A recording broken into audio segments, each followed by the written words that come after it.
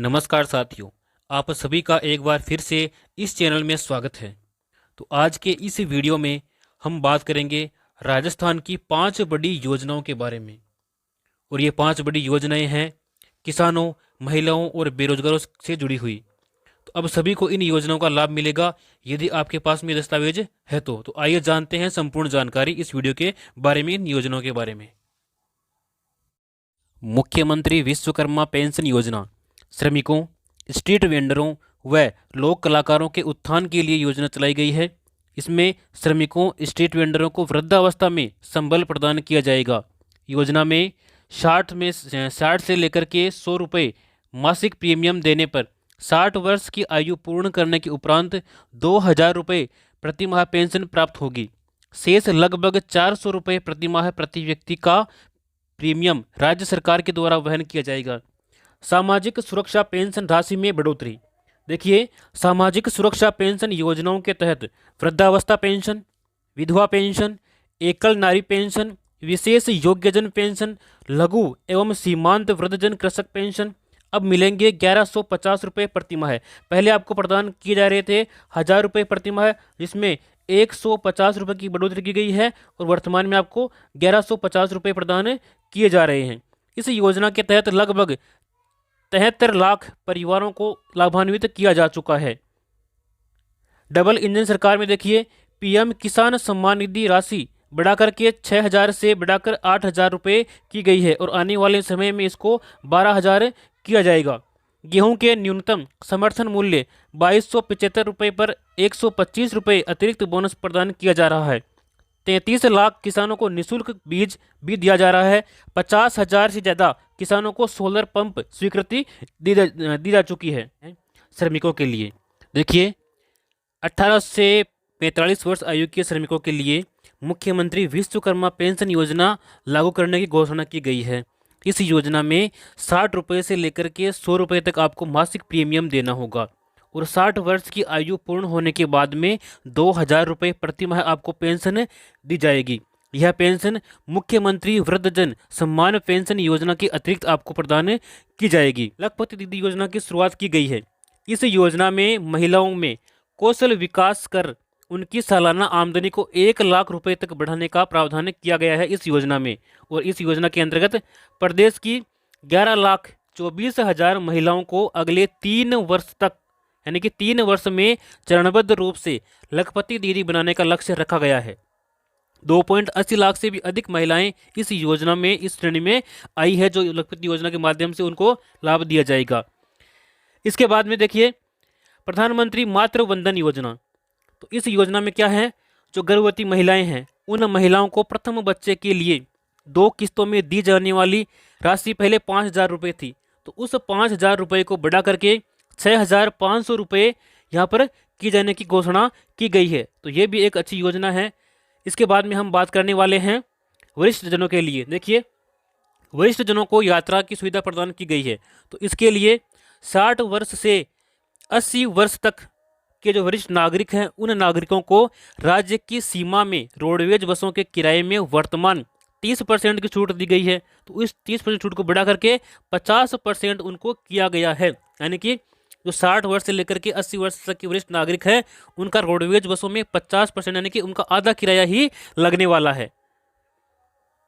इसके बाद में हम बात करने वाले हैं बेटियों के लिए। देखिए, बेटियों को मिलेगा प्रोत्साहन। गरीब परिवार की बालिकाओं को जन्म पर 1 लाख रुपए का सेविंग बॉन्ड प्रदान करने हेतु लाडो प्रोत्साहन योजना का शुरुआत किया गया, यानी कि जो पहले योजना थी राष्ट्रीय योजना, उसी योजना का एक विकसित रूप लागू किया गया है जिसका नाम है लाडो प्रोत्साहन योजना। इस योजना में बालिकाओं को 1 लाख रुपए जन्म पर ही उनके नाम कर दिए जाएंगे एक सेविंग बॉन्ड के रूप में। राजस्थान कृषक समर्थन योजना के तहत रबी विपणन सीजन 2024-25 में गेहूं के समर्थन मूल्य को 125 रुपये बढ़ा करके 2,275 से 2,400 रुपये प्रति क्विंटल किया गया। यानी पहले था 2,275, तो उसको बढ़ा करके 2,400 रुपये प्रति क्विंटल किया गया है। और गेहूं बेचने के लिए आपको अनेक सुविधाएं दी गई है, जैसे कि घर पर ई मित्र से आप ऑनलाइन इसके लिए पंजीकरण करने की सुविधा को प्रदान की गई है। इसके साथ ही 25 जून जो 2024 तक आप इसमें पंजीयन कर सकते हैं और 10 मार्च से लेकर के 30 जून तक खरीद उपज बेचान राशि बैंक खाते में होगी आपके ऑनलाइन जमा। जिस बैंक खाते में भुगतान चाहते हैं उसे जन आधार कार्ड में आपको अपडेट करवाना होगा, तभी आपको इस योजना का लाभ मिलेगा। 1 अप्रैल 2024 से नए वित्तीय वर्ष की शुरुआत हो जाएगी। नए कारोबारी साल 2024-25 की शुरुआत होने के साथ देश में बहुत सारे नियम बदल जाएंगे।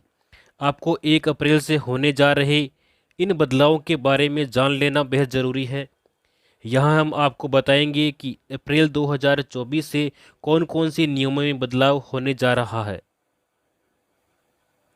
फास्टैग, पैन, आधार, जीएसटी सहित ये नियम होंगे लागू। बता दें कि इन बदलावों में FASTag, PAN, Aadhaar linking, national pension system, GST, insurance, debit card और कार की कीमत से जुड़े नियम शामिल हैं। चलिए एक एक करके इन सभी नियमों के बारे में डिटेल से जान लेते हैं। बिना केवाईसी वाले फास्टैग होंगे ब्लैकलिस्ट। सबसे पहले बात करेंगे फास्टैग ई केवाईसी अपडेट के बारे में। 1 अप्रैल 2024 से फास्टैग से जुड़े नियमों में बदलाव हो रहा है। National highway authority of India ने फास्टैग यूजर्स के लिए केवाईसी अपडेट करने की डेडलाइन 31 मार्च 2023 तय की है। अगर आप इस तारीख तक केवाईसी अपडेट नहीं करते हैं तो अगले महीने से आपका फास्टैग बंद हो सकता है। NHAI ने घोषणा करते हुए कहा है कि वन व्हीकल वन फास्टैग पहल के तहत बिना केवाईसी वाले फास्टैग को ब्लैकलिस्ट या डीएक्टिवेट कर दिया जाएगा। पैन को आधार से लिंक करने के लिए देना होगा जुर्माना। वहीं सरकार ने पैन कार्ड को आधार कार्ड से लिंक करना अनिवार्य किया गया है। पैन को आधार से लिंक करने की डेडलाइन 31 मार्च 2024 है। अगर आपने इस डेडलाइन तक पैन को आधार कार्ड से लिंक नहीं किया गया है तो आपका पैन नंबर डीएक्टिवेट हो जाएगा। इतना ही नहीं, 1 अप्रैल के बाद पैन को आधार से लिंक करने के लिए आपको 1000 रुपये का जुर्माना भी भरना पड़ सकता है। अगर पेंशन से जुड़ी हुई है। दरअसल पेंशन फंड रेगुलेटरी और डेवलपमेंट अथॉरिटी ने नेशनल पेंशन सिस्टम यानी कि एनपीएस को और भी ज़्यादा आकर्षक बनाने के लिए बड़ा कदम उठाया है।